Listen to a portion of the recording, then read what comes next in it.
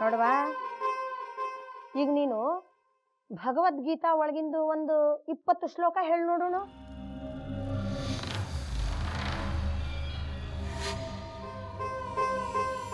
ನೆನಪು ಮಾಡ್ಕೋ, ಬರ್ತದ ತಗೋ, ಹೇಳು.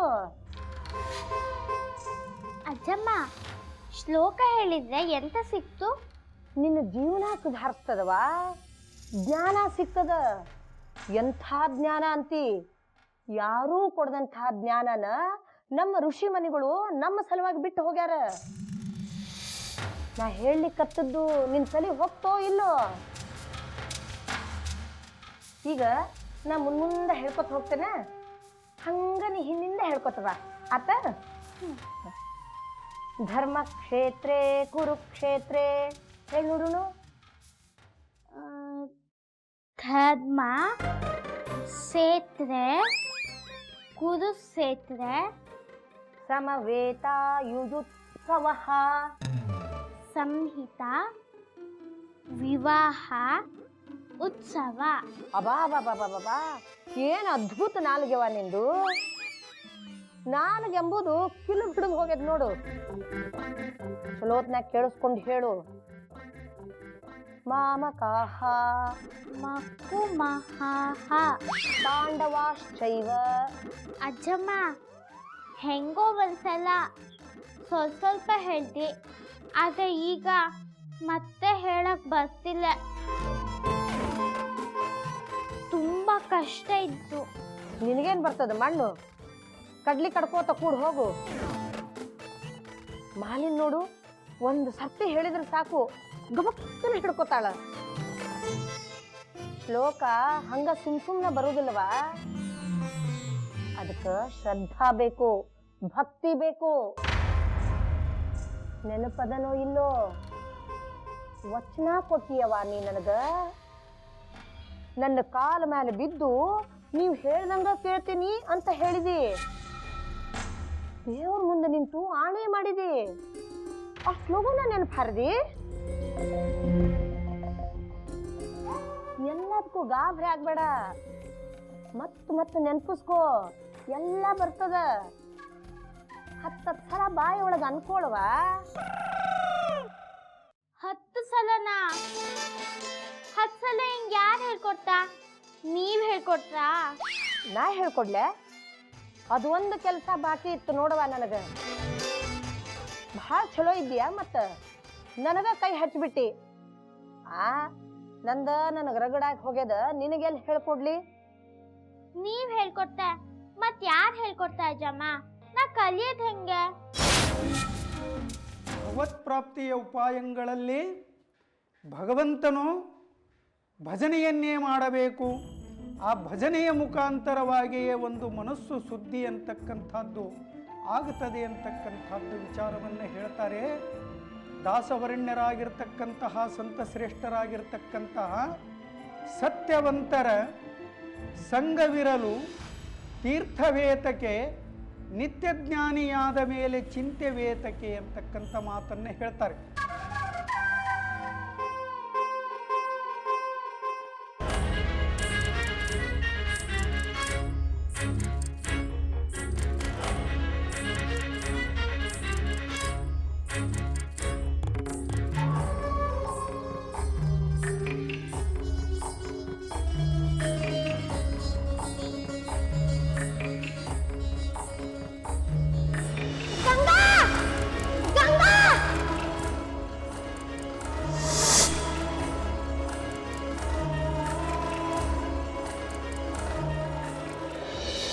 ಭಜನೆಯ ಮಾಡಬಾರದೆ,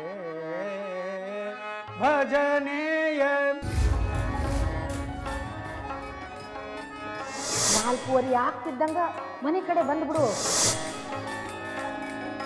ಕಾಂತೆಯರಿಗೆ ಮನ ಭ್ರಾಂತನಾಗದೆ, ಕಾಂತೆಯರಿಗೆ ಮನ ಭ್ರಾಂತನಾಗದೆ, ನಿರಂತರ ಮನದಲ್ಲಿ ಕಂತುಪಿತ ಭಜನೆಯ ಮಾಡಬಾರದೆ, ಭಜನೆಯ ಮಾಡಬಾರದೆ.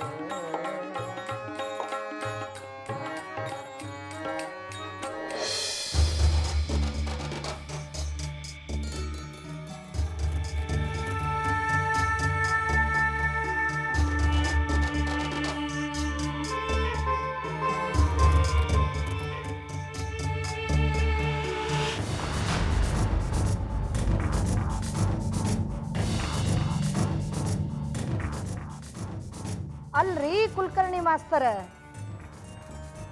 ನೀವ ಫೋನ್ ಹಚ್ಚಿ ಹೇಳಿದ್ರಿ ಹೊರಗೆಲ್ಲ ಹೋಗ್ಬೇಕಂತ. ಹಿಂಗ ಎಲ್ಲಿ ತನಕ ಹಾಕಿದಾರಿ ನೋಡೋರು ನೀವು?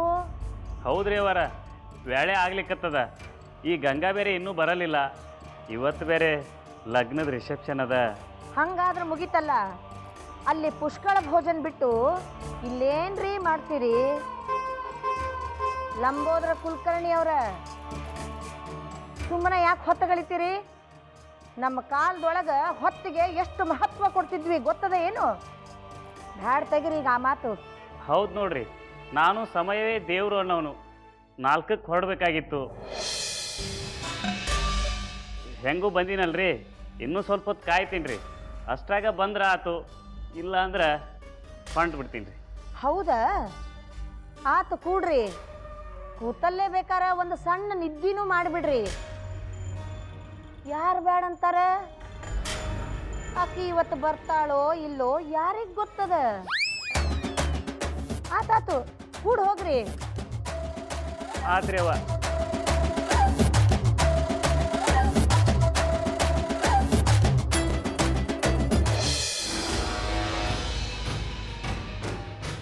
ಅಭಿಷೇಕ್, ಜಗ್ಗಿ, ನಮ್ ಗಂಗನೆಲ್ಲರೂ ನೋಡಿರೇನ? ಹಾ, ನಾ ನೋಡಿ. ಹೌದಾ? ಲಗು ಹೇಳ್ರಿ, ಎಲ್ಲಿದ್ದಾಳೆ? ಎಲ್ಲಿ ನೋಡಿದ್ರಿ? ಅಲ್ಲೇ ಬಾಜುನಾಗಿದ್ದಾಳೆ. ಗೀತಾ ಆಂಟಿ ಅವ್ರ ಮನೆಯಾಗ ಪ್ರವಚನ ನಡೆದಿದೆ, ಅಲ್ಲೇ ನಿಮ್ ಗಂಗಾ ಕುಂತಾಳ. ಹೌದಾ? ಥ್ಯಾಂಕ್ಸ್.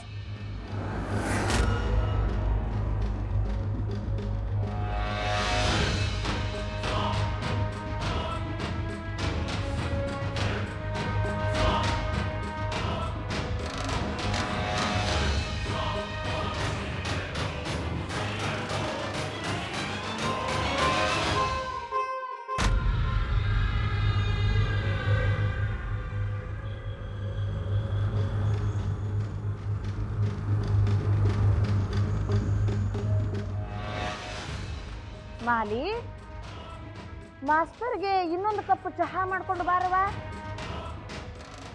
ಕುಡ್ಕೋತ ಕೂಡ್ಲಿ. ಪಾಪ ಇನ್ನೇನ್ ಮಾಡ್ತಾರ?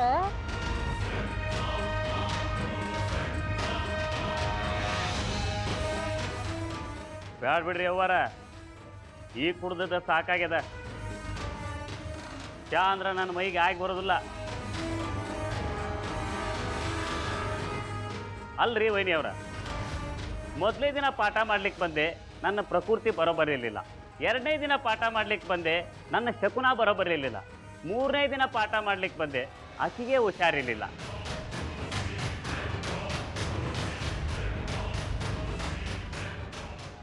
ಇವತ್ತು 4ನೇ ದಿನ. ಇವತ್ತೇನಾಗ್ಯದ ರೀ, ಗುರು ಆಗಿರೋ ನಾನು ಸಮಯಕ್ಕೆ ಸರಿಯಾಗಿ ಬಂದು ಕುಂತೀನಿ. ಶಿಷ್ಯನ ನಾಪತ್ತೆ ಆಗ್ಬಿಟ್ಟಾಳ. ಈಗ ನಾ ಯಾರಿಗೆ ಪಾಠ ಮಾಡ್ರಿ ವೈನಿ?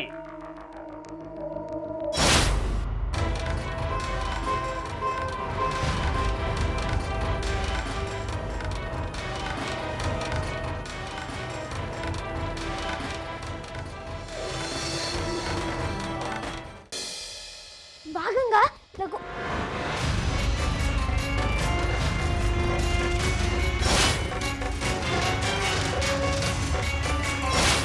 ಎಲ್ಲಿ ಹೋಗಿದ್ದಿ?